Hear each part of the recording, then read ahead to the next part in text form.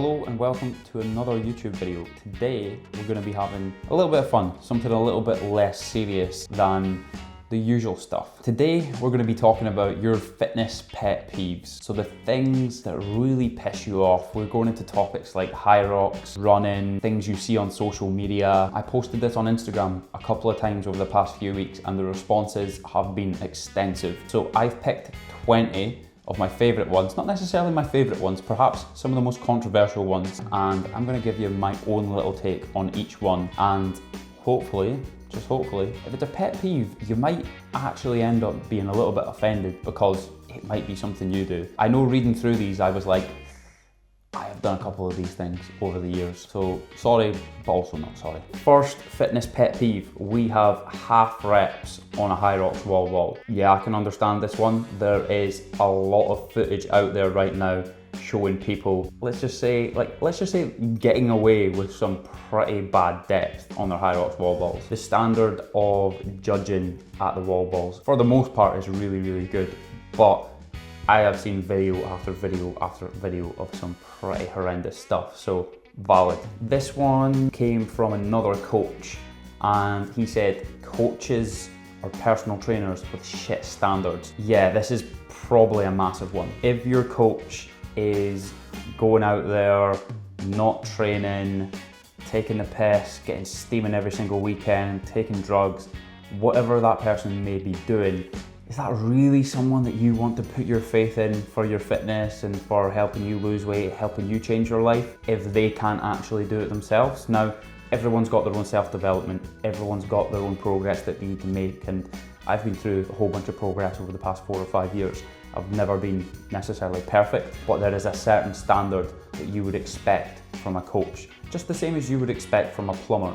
If a plumber turned up to your house and he just, muddy boots into the house, kicked back on the sofa, stuck his feet up, and was just like generally like trailing shit all over your living room, then you would go, what the fuck is this? But the difference is with coaching standards is that you maybe don't see them all, and some coaches think they can get away with it. Third one, another slightly, I don't even know if this is controversial or not, but selling gym programs while injecting, this person has said Capri Suns, but you can pretty much get the gist as to what they're on about. I don't think I want to say it on YouTube, I don't think you're allowed. My problem is not with people selling programs while doing this, it's people selling programs while doing this but not admitting it online. There's been a lot more transparency online nowadays about the use of assistance. I think that's a good thing. I think if you can be honest and you can really talk about how to be safe while being assisted, then that's great. But I would potentially have my alarm bells ringing in my head if I had a coach who quite clearly was on it but wasn't admitting it and was trying to sell you a body composition result. Look like me in however many days, or these are the results that my clients got, but also not admitting that their clients were on. Very crucial is this person is on or not, and being transparent with that. This one is something I have heard probably over 50 times in the past couple of years. I hate insert activity that person has never done. So one that you hear all the time is, I hate running. This was the specific one that this person sent over. Put that question back to that person. Have you ever tried consistently running for 3, 4, 5, 6 weeks to see how you progress? Nah, it's not for me. So how do you know you hate it? It's like saying that 1-year-old child, you give the child a bit of strawberry and he spits it out the first time, and give him a second time, he spits it out the second time. It's not to say that he's always going to hate strawberry. You keep giving him strawberry. Does that analogy even make sense? I don't know, but you'll have it. Number 5, taking your top off within 100 meters of starting a Hyrox event. You are suggesting that we even have the top on in the first place, which we don't. It's off about 20 minutes before we even enter the warm-up zone, so meh. It's a funny one, this pet peeve, because it seems to wind a lot of people up that people run around CrossFit and Hyrox and these sort of events without their top on. And yeah, there's a certain amount of vanity involved with this, and look at me, I'm in great shape, I run around Hyrox. And look, Hyrox is a place that you can go and you can feel very insecure about yourself. I walk in there and there are about fucking 500 people with a better rig than me, but you just get on with it. And the reason I've got my top off is because I'm proud of the progress that I've made, and I'm proud of actually being, finally in my life, confident in my body. So if that is your pet peeve, I think it's slightly It's maybe not always serious for people, but I don't give a fuck. I don't think many people that run Hyrox really care anyway, they feel good. Number 6, when people say things like, you know, if you're running a marathon or a half marathon, oh, that can't be good for you. That can't be good for you. I'll tell you what's not good for you. Not looking after your fitness, not training, looking after yourself in some way, shape or form. It is definitely good for you if done in the right volumes with the right recovery. If you can run a marathon, it's a pretty good predictor of really good cardiovascular health. I don't know many people that have run a marathon having smoked a 40 deck a day and drinking 20 pints every single weekend. If you're that person, fair play to you, because you must be built different. This one's a big one. This one is a real pet peeve of people's. Sticking the excuse in the race description or in the run description on your Strava. You know, you've just finished a 10K and you got, you know, could be a really good time. You're like, oh, just if the wind wasn't blowing this way, and if I'd just fueled right, and if I just, you know, got this bit of strategy right, and oh, if this person didn't get into my road. It's like, I'm always a firm believer there are definitely external variables that can affect your race, and for good or for worse. But your result, the time on the board, the chip time, the final time that you get for your race is almost always a clear predictor or a clear indication of the work or the work that you have not done in the lead up to said event. You will get found out if you've not done the work, so don't create excuses on your Strava description about how you could have done better if you didn't have a niggle in your ankle.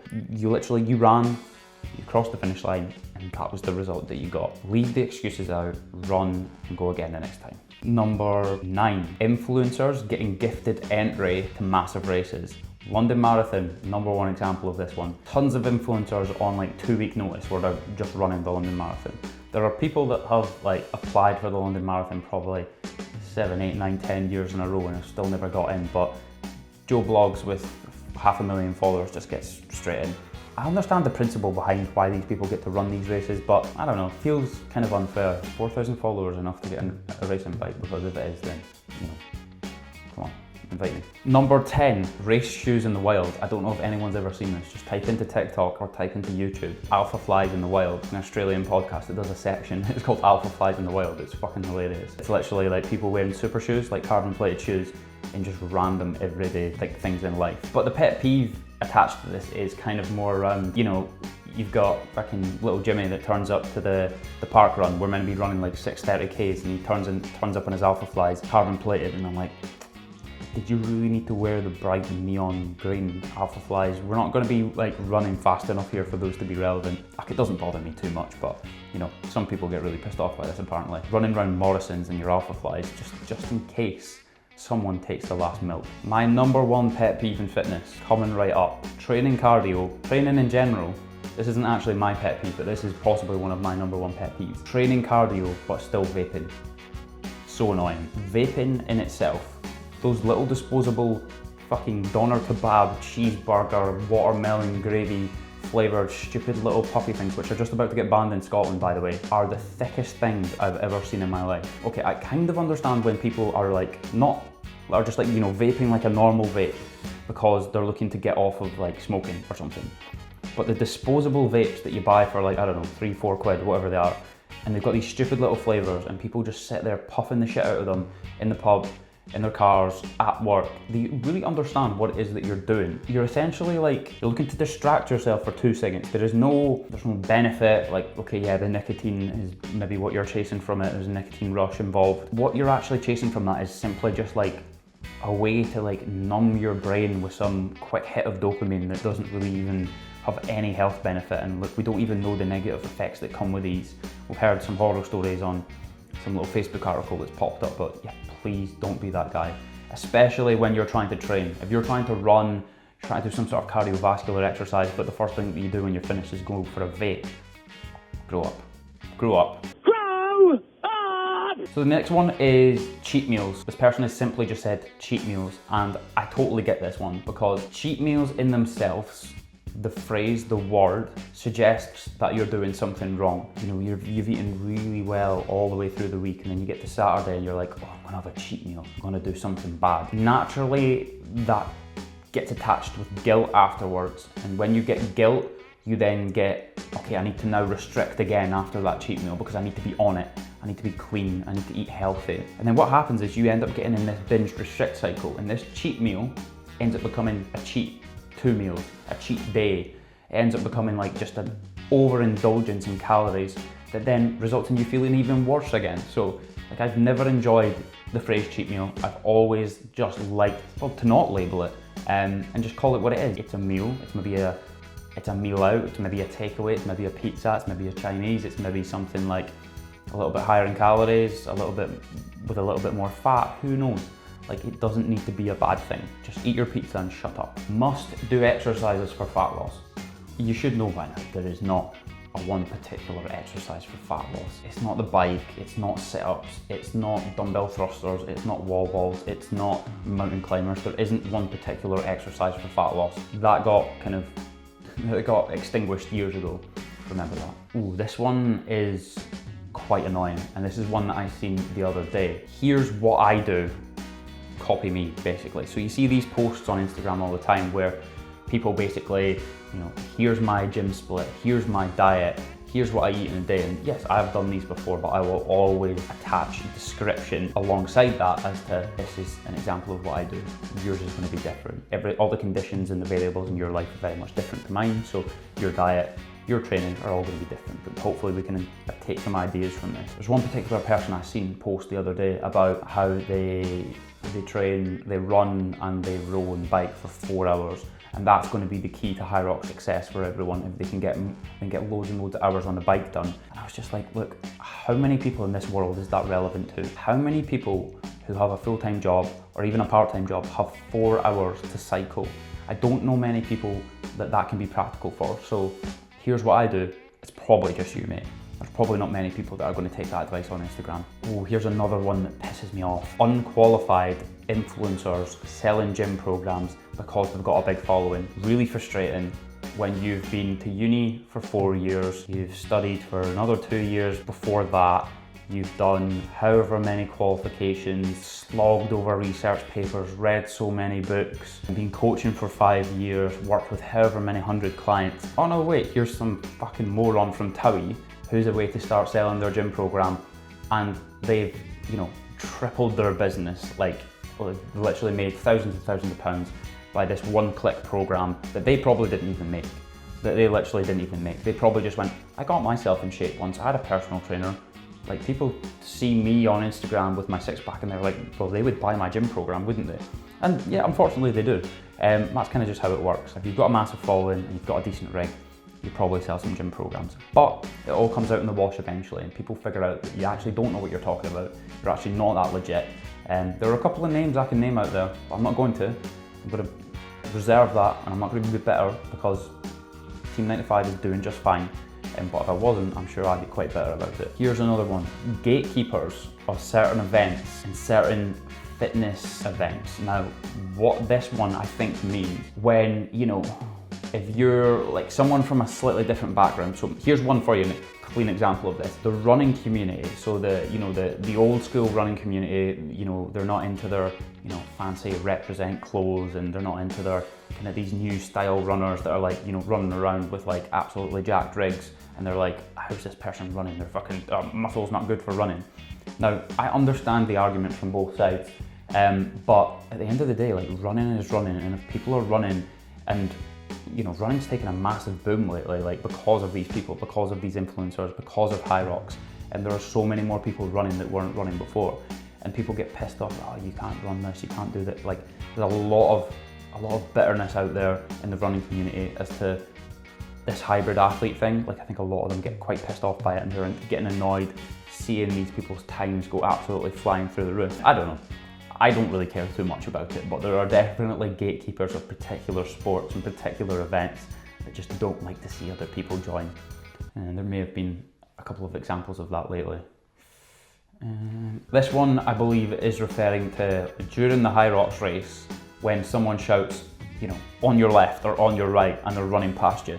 The person went on to say in this one, I'm not naming names, but they went on to say, I fucking hate it when these gorillas run past me shouting on your left, almost battering into me and making me fall over. I understand this one. Like, if you're part of a team of doubles, or you're on your own and you're running faster than everyone in your wave, or the majority of people in your wave, you are probably going to have to like be squeezing in and out of people. If you don't, you're going to get stuck behind people. Been in this position before, been in both sides of the coin, where I've had people run past me, and I've also been running past people. As long as you can be as polite as possible, just go, I'm on your left, like, and then you don't need to say sorry, but just try not to batter into people. But I have seen examples of people like literally like almost taking people out, running past them, on your left, get out the road, like, come on, be a little bit more polite. Did your mum not teach you any manners? Oh, this one is really, really annoying as well. Definitely a pet peeve. Not showing up for sessions or runs that you planned. Hey mate, do you want to run on Wednesday morning? I'll meet you there at 6 AM. Yeah, no problem. Turn up at 6 AM. Where is everyone? You've not turned up. That is shit. That is just like, that says a lot about you as a person. If you want to plan something, give someone your word and then not turn up, that's shite. If that's you, stop it. Don't even agree to the run in the first place if you don't think you're going to turn up. Especially if it's just going to be, you woke up, oh, I was meant to be getting up for a run with someone this morning, and then you just roll over again. You're a shite friend, for one, and also, what's going to happen next time that you make a promise to yourself? If you can't keep a promise to a friend, then how are you going to keep a promise to yourself? And the final one, a coach's pet peeve. This is my pet peeve actually. When you prescribe volume and intensity and you set the program. Again, I've studied and understand what I'm doing as much as I possibly can. I keep upskilling myself, I keep wanting to be better as a coach, trying to learn the latest stuff and really to help you guys understand what we're meant to be doing here with this whole gym program. But you ignore it and you go and do your own thing. And you go and do an extra set, you go and do an extra 3K, you go and do 3 extra exercises, you go and just do whatever you want on every session of the week. There is a reason that I've prescribed this amount of work. It's so that you can recover, it's so that you can get better, it's so that you can adapt. Trust me, please trust me, because if you don't, what you're basically saying to me is, you know better. Like, I don't come to your job, grab your screwdriver and go, here wait, I'm a better joiner than you, let me do it. No, please, let me do it. I want to hear in the comments what your fitness pet peeves are and if any of those ones resonated with you. I know there are like hundreds more fitness pet peeves out there. You've probably got one on the top of your head. You've probably seen it on Instagram lately. You've probably seen it on TikTok. TikTok is full of them. And it would be really cool to hear from you in the comments or drop me a message. And just a final shout out, we are 4 weeks away from Hyrox Chicago and Fraser's Body Shop is forever our sponsor, backing us all the way to go out to Chicago and to run Hyrox, eat loads of pizza, drink loads of beer, see some baseball. They're not sponsoring us to do those last things. The pizza and that will come after the race, hopefully. It should do. Deep dish pizza, probably not a great idea before Hyrox.